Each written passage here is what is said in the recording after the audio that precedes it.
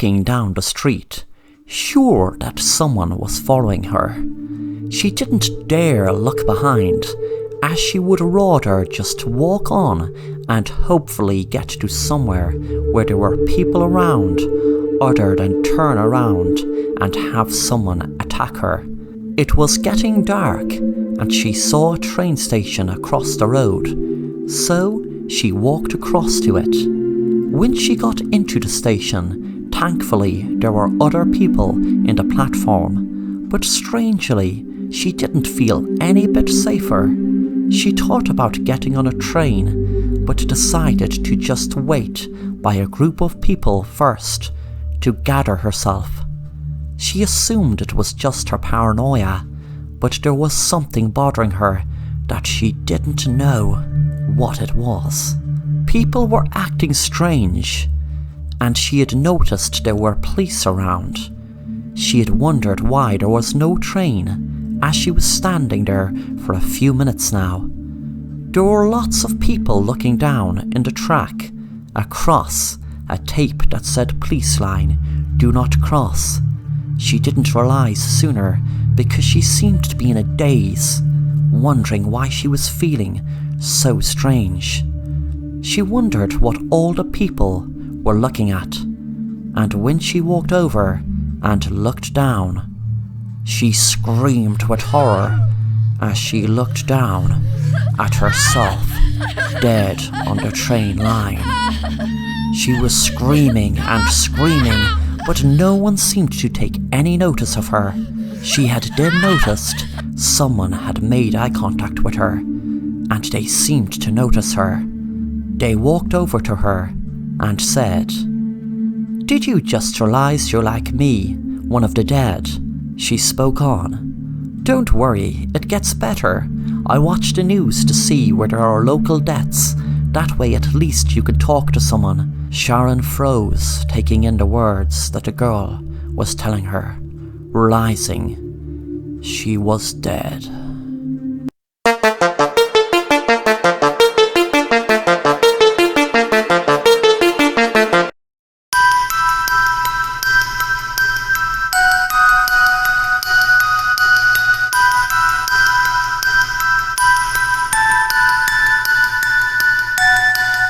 Hello, my name is Martin. It was a sunny day in June. Me and my friends were visiting a local park where there was a very big house and a beautiful garden. The house was open up for visitors to look around, and there was a shop and even a restaurant. I am a huge fan of mazes, but was never in one in real life. I just did them in books and comics or wherever I came across one. The main reason I wanted to visit this park house was because I knew there was a maze there. When me and my friends arrived at the maze, I was so excited, but I felt that excitement drain away when my friends said they weren't going in because they heard a story that one time a boy our age went in there and was never seen again. I told them that it was just a silly urban legend that wasn't true, but they were adamant they weren't going in. I could see the fear in their eyes, and I couldn't understand why. I told them, okay, if you want to spoil the party, that's okay, but I'm going in and enjoying the maze. Besides, if anyone was going missing in there, don't you think we would have heard of a lot more people going missing? I walked in and was amazed at how high the ditches were. I could feel the excitement overcome me. I felt that my friends were missing out so much, but suddenly, after a half an hour walking around there, I felt for the first time a pang of fear, and a few minutes after that, I wish I hadn't gone in. I shouted out loud to my friends, but all I could hear was the echo of my voice fill the air. I suddenly got the weirdest feeling someone was watching me. I panicked, thinking it was the boy who vanished, who my friends were telling me about. I walked around and around and around. I had enough of the maze now. I wanted to get to the exit to get out of it. Suddenly, I heard some shouting, and to my relief, I realized it was my friend Sarah. When I got out of the maze, I acted like I wasn't afraid and said, "That maze is so cool. I was walking around for hours, it seemed like, and I genuinely couldn't find my way out. They must have designed this maze so well." That night I was in my room, but that was when the weirdest thing had happened. I walked out of my room, and when I walked into, which should have been my hall, I was in my room again. I suddenly saw a door in another direction, and once again when I entered it, I was in my room. This kept happening over and over and over. I could not make any sense of it, because I could look back and see my room, and turn around and look in the door and see my room again. I was panicking, thinking of the maze, knowing what was happening to me in there is happening to me right now in my own bedroom. Suddenly I fell over something when I was going through the door. It was a book. I picked it up, and the title read, "The Maze." I opened it up and read the first page, and a shiver ran up my spine. The publishing date was 2020, and the year at the time was 2010. I looked at the writer's name, and it was my best friend Sarah. Then I read, 10 years ago, my friend entered a maze that me and my friend warned him about, and he never was seen again. We had warned him of exactly the same thing happening another boy years ago, who we cannot find out who it is. I stopped reading, then jumped when I heard a voice behind me. I turned around. My dad was staring right in front of me and said, "Son, don't be afraid. That maze gave you a secret magic that will make up for any friends you may never have seen again. You will understand as time goes on. I know, trust me, I was that other boy that went missing."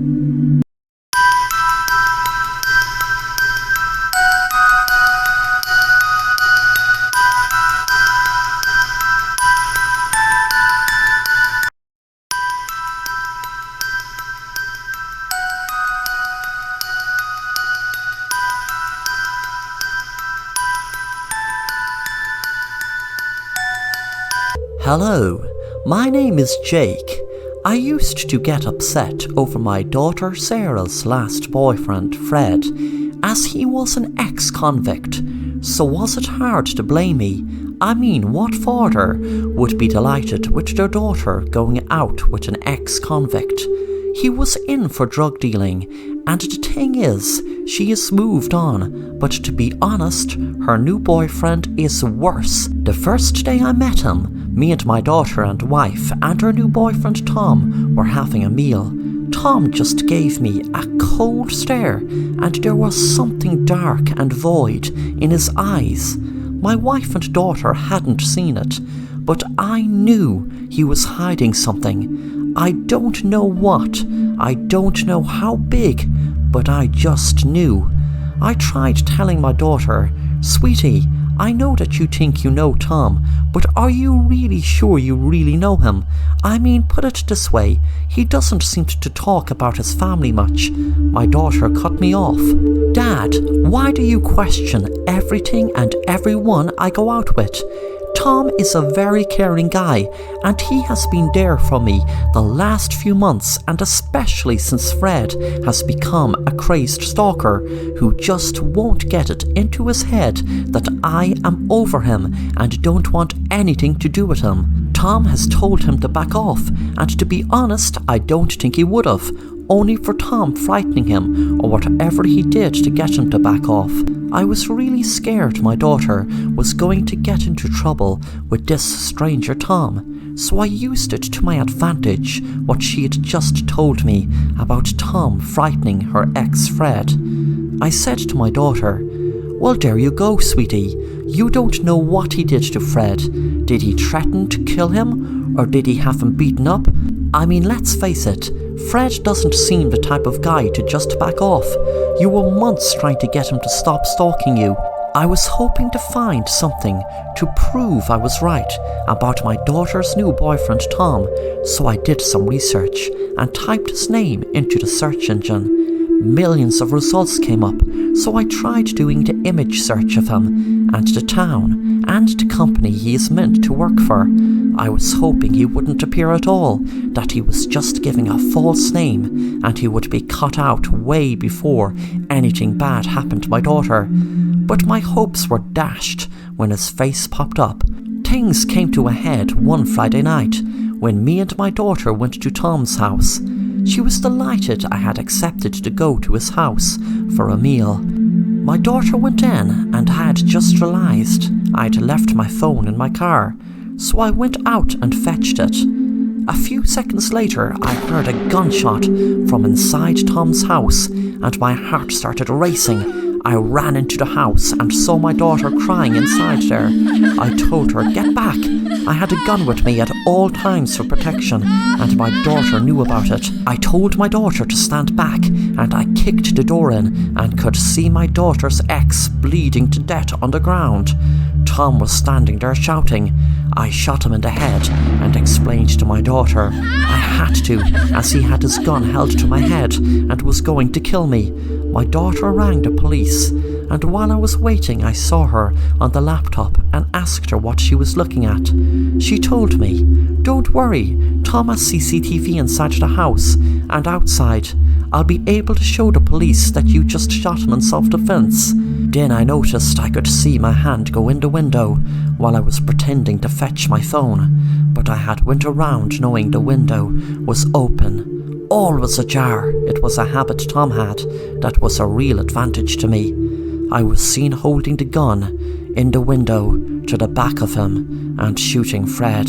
My daughter knew now that it was me who shot Fred, and I had planned to burst the door open, pretending to have had to kill Tom before he had killed me. My plan was ruined now. That's why I knew what I had to do before the police came. I knew they would know that it was me that purposely set up Tom to look like the killer that killed Fred, but it was really me. And it was really me who killed Tom because I wanted to, not because it was self-defense. And I knew what I had to do before the police came. So I held the gun up to my daughter and pulled the trigger.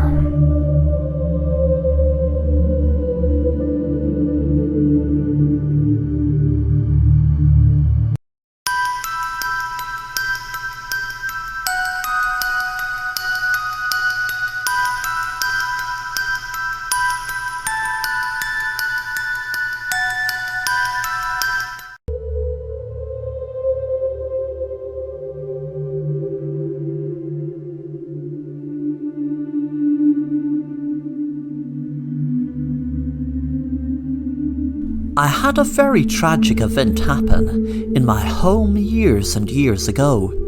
I was left a mansion in an estate in the middle of the country, and trust me, it was a very beautiful, mystical place. You could see the history written all over it. But one day I had a falling out with a man. That man was my uncle. He was left money, but that's it. But you see, he wanted to claim some of the land around the mansion, and no matter how many times I told him that none of the land was his, he wasn't having it. One night I eventually called a truce, but in reality I had planned on murdering him, which I did. I poisoned his wine and hid him down in the wine cellar. I tied him up to the wall with shackles to make the most of the space, and built bricks around him to suit the rest of the wall. I tried to do it perfectly, whereas people would think it was just a part of the wall. For years and years I felt an eerie atmosphere in the house, and I just put it down to my nerves over what I did. Thankfully, he didn't seem to haunt the place like you'd see in some spooky houses, where paintings would float along the air, etc. One night I brought a beautiful lady I met down in the village home for dinner. We were enjoying the dinner, but she didn't really like the wine I chose. I asked her to choose one below in the cellar, proud of my collection of wines over the years. I must have collected hundreds of bottles of wine. The girl went down to the cellar and was in awe with all the different wines I had on display. I was standing back wondering what she would choose. Suddenly I noticed something strange when she handed me a bottle that stood to hairs on the back of my neck. It was the same brand of wine I used to poison my uncle. It wasn't the same bottle, of course, but the exact same brand. She gave me a smile and there was something in her eyes. Had she known that my uncle had been poisoned by me using this brand? Was she just playing a sick game with me before calling the police? Was she the police? All different questions swam around in my head until I realized something was moving. It didn't make a sound, but it was definitely moving. I panicked, but couldn't let her notice the fear. She'd turn around if she noticed. I had fear over what was happening before me, behind her. What I was seeing with my own eyes, but what I could not make any sense of. What I saw was a brick move, and my uncle's huge eye stared out at me. I remember he had lost an eye in the war, but I hadn't seen that eye for years, not since the day I killed him. I told the girl we should go up to finish our meal. It will be getting cold. She gave me a quizzitive look, as she knew we had practically finished our dinner already. Suddenly she turned around and screamed when she saw my uncle's eyes staring right at her from the wall. I didn't know what was happening. How could my uncle be alive? I had to stop her screaming. I had to stop her screaming. It kept getting louder and louder, so I grabbed the bottle and smashed it over her head. As she fell to the ground, my uncle burst through the wall and looked at me sadistically and said, "That girl could have chosen any bottle out of your huge collection. But will I tell you why she chose that one? Because I summoned her, here to take her soul, to bring me back to life."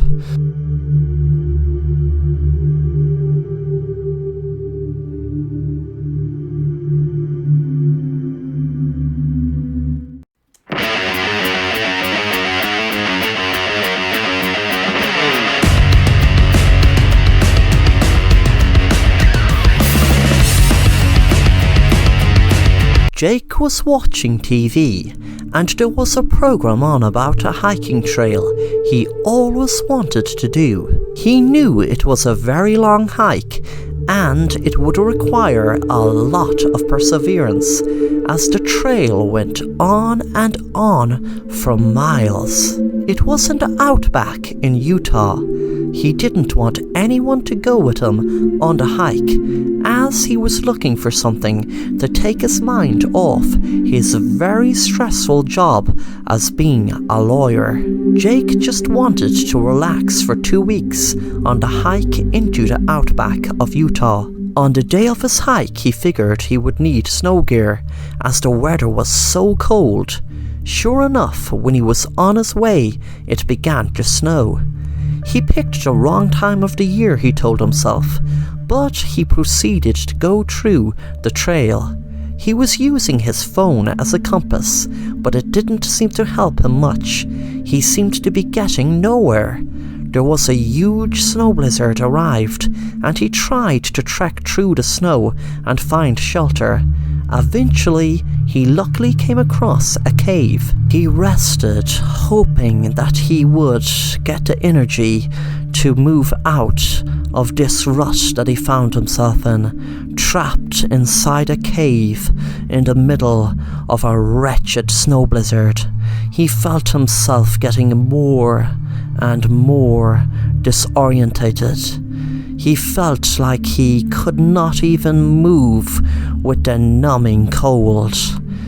He could feel the sting of the ice on his skin, and he felt he was going to die. But that survival instinct crept up in him and told him what he had to do. What he had to do to survive. He hoped the blizzard would pass, but unfortunately it went on for days and days. He had no problem with water, but he knew that if he didn't eat anything soon, he would eventually die. He was thankful of the snow he used for drinking water.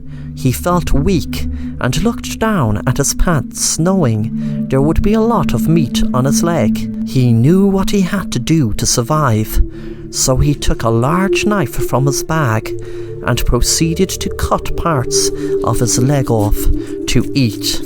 He died faster than he would have if he starved, as he bled to death in the freezing snow.